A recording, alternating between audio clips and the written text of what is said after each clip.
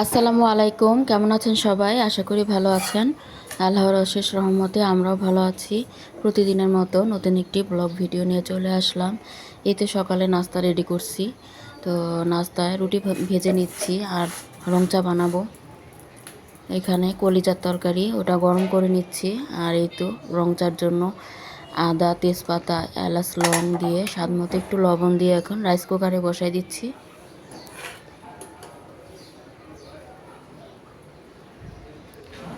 এরপর নাস্তাটা রেডি করে খেতে বসে গেলাম। তো নাস্তাটা এখন করে নেব।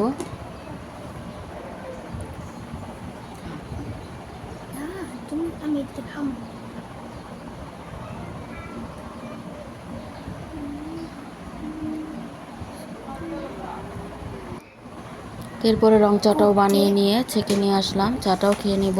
এরপরে চা খাওয়ার পর আবার রান্না বাড়ার কাজ শুরু করতে হবে।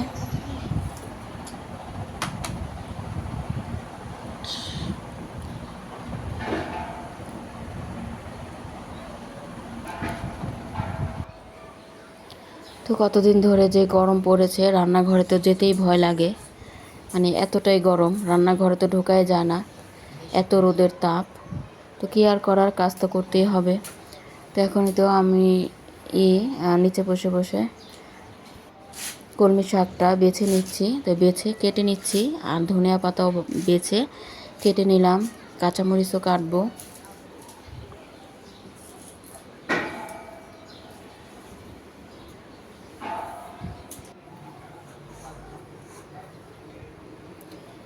তো শাকগুলো সব অফ ক্যামেরা কেটে নিলাম, এখন ধুয়ে নিব। আর গুলশা মাছ বের করছি, গুলশা মাছ, কাসকির গুঁড়া। তো কাসকির গুঁড়া, পেঁয়াজ আর আলু কুচি করে দিয়ে ভুনা ভুনা চচ্চড়ি করব। আর গুলশা মাছটা টমেটো দিয়ে ভুনা করব। তো শাকটা বেছে নিলাম, এখন বেছে আর কি ধুয়ে নিলাম। এখন রাইস কুকারে শাকটা বসাবো। তো শাকটা রান্না করব ইলিশ মাছের মাথা দিয়ে।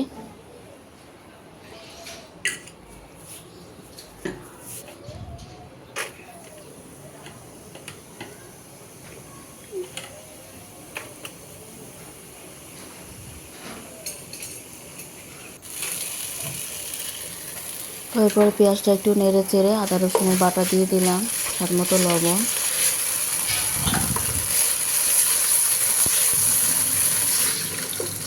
তো মশলা দেওয়ার আগে একটু পানি দিয়ে দিলাম যাতে মশলাটা লেগে না যায়। এরপরে হলুদ মরিচের গুঁড়া, ধনিয়ার গুঁড়া দিয়ে মশলাটা একটু কষিয়ে নিচ্ছি। আর মাথাটাও দিয়ে দিলাম। তো মাথাটা প্রথমে বের করতে মনে ছিল না, পরে বের করেছি। বরফ আছে, তবে সমস্যা নেই, ধোয়া আছে। আর গুছা মাছটাও আমি ধুয়ে মশলা মাখিয়ে নিয়েছি। তো এখন হালকা ভেজে নিব, কারণ না ভাজলে আবার মেয়েরা খায় না।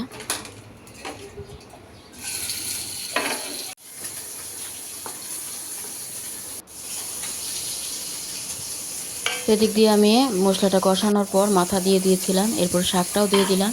এখন অল্প করে পানি দিয়ে দিলাম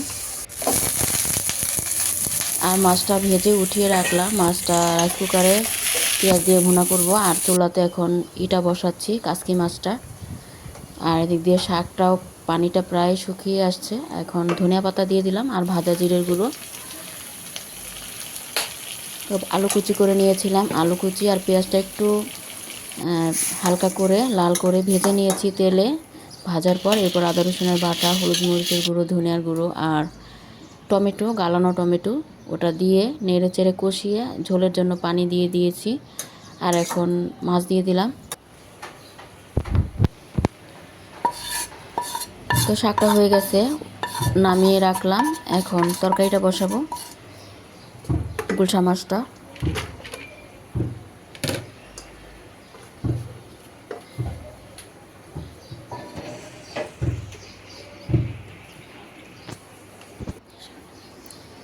আর শাকটা আমি একটা ছোট হাঁড়িতে ঢেলে রাখলাম। আর তো আমার কাসকি মাছের তরকারিটাও হয়ে গেছে। ভাজা জিরের গুঁড়ো দিলাম আর ধনিয়া পাতা দিলাম।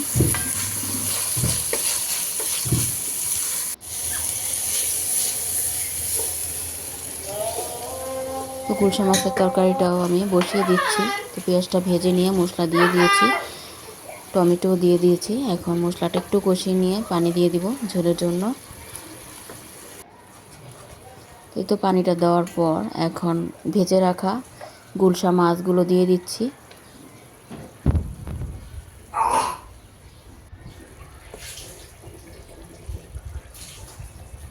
না ভেজে রান্না করলে মানে কাঁচাটা রান্না করলে মেয়েরা তো পাতেই তুলে না, খায় না, এই জন্য হালকা করে ভেজিয়ে নিয়েছি। তো সব শেষে ধনিয়া পাতা দিলাম আর ভাজা জিরে গুঁড়ো দিয়ে নামিয়ে নিব।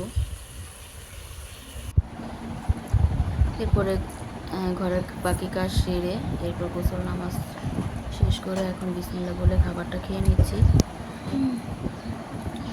ইলিশ মাছের মাথা দিয়ে কলমি শাক রান্নাটা খুব মজা হয়েছে। আর গুলশা মাছ তো এমনিতেই অনেক মজার।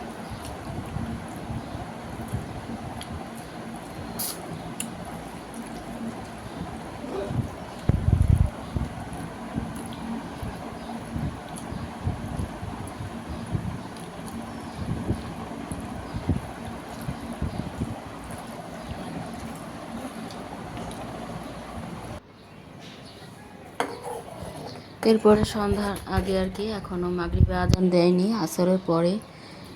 তো বড় মেয়ে বলতেছে ও সুজির রস ভরি পিঠা বানাবে, তো এই জন্য দুধটা জাল করে নিচ্ছি।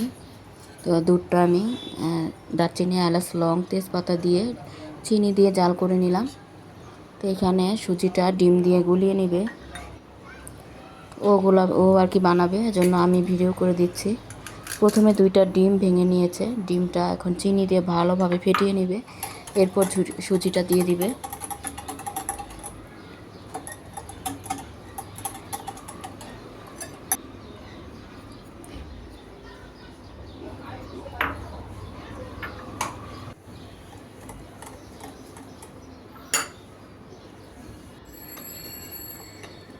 তো সুজিটা দেওয়ার পর ভালোভাবে গুলিয়ে নিয়েছে। আর ছোটো মেয়ে চিপস খাবে, তো ওর বাবা নিচে নামাজ পড়তে গিয়েছে, তো আসার সময় ওর জন্য চিপস নিয়ে আসছে। তো সুজিটা আর কি গোলানোর পর অনেকটাই শুকিয়ে হয়ে গেছে, আমি একটু ভালো করে মাখিয়ে নিলাম। এখন আর কি ভেজে নিচ্ছি, তারপর হাত দিয়ে দিয়েছি।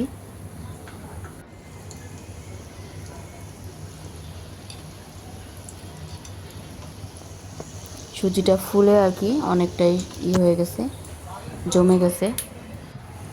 আমি দুধটা জাল করে পাশেই রাখছি, এখন পিঠাগুলো ভেজে এরপর দুধে দিয়ে দিব। সব দিব না, অল্প কটা ভিজাবো, আর বাকিটা এমনি পিঠা হিসেবে শুকনোটাই খাওয়া যাবে। তো মেয়ে খাচ্ছে, বলতেছে এমনিতেই অনেক মজার।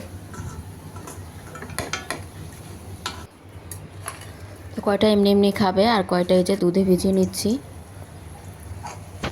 আসলে খুব মজা হয়েছে খেতে।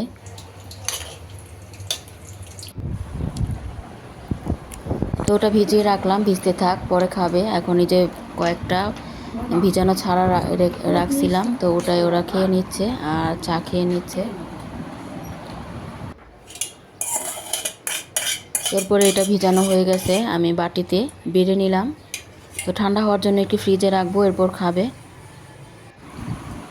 তো ঠান্ডা হওয়ার পর দিয়ে দিলাম খাওয়ার জন্য। তো আজকের মতো ভিডিওটা এই পর্যন্তই ছিল। সবাই ভালো থাকবেন, সুস্থ থাকবেন। আল্লাহ হাফেজ, আসসালামু আলাইকুম।